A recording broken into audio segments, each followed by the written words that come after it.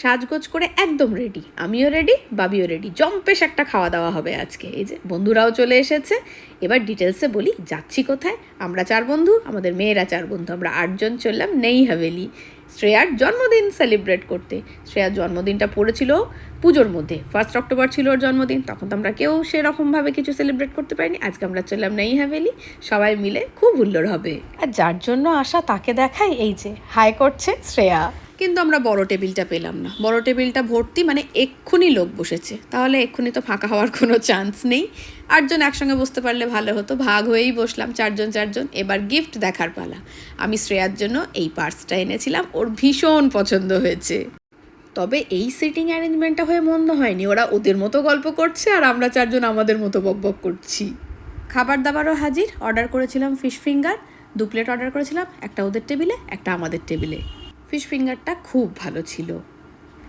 আর order করা হয়েছিল drums of heaven. Drums of হেভেনটা শুধুমাত্র মেয়েদের জন্যই বলা হয়েছিল, আমরা ড্রামস অফ হেভেন নিইনি। জিজ্ঞেস করলাম কী রে কেমন, সবাই বলল দারুণ। মেন কোর্সে বলা হয়েছিল ফ্রায়েড রাইস আর মশালা কুলচা। মশালা কুলচা হচ্ছে শ্রেয়ার ভীষণ পছন্দের একটা খাবার, সেই জন্য মশালা কুলচাটা বলা হয়েছিল। আর ছিল চিকেন রং মশলা, আর ছিল হট গার্লিক চিকেন, যেটার ভিডিও নেওয়া হয়নি। দ্বিতীয় দিন আমরা 8 জন খেতে গিয়েছিলাম গসিপ মোড়ে।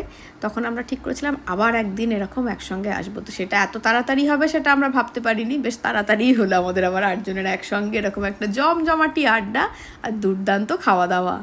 খাওয়া দাওয়াটা দুর্দান্তই ছিল, কিন্তু মাটি হলো ডেজার্টে এসে। আমরা অর্ডার করেছিলাম হট গুলাব জামুন, তো গুলাব জামুনটা গুলাব জামুনই ছিল, কিন্তু হট তো একেবারেই না, রীতিমতো কোল্ড। বাকিটুকু ভালোই ছিল, এবং সবথেকে বড় যেটা সেটা হচ্ছে 8 জনের একসঙ্গে এইভাবে টাইম স্পেন্ড করা।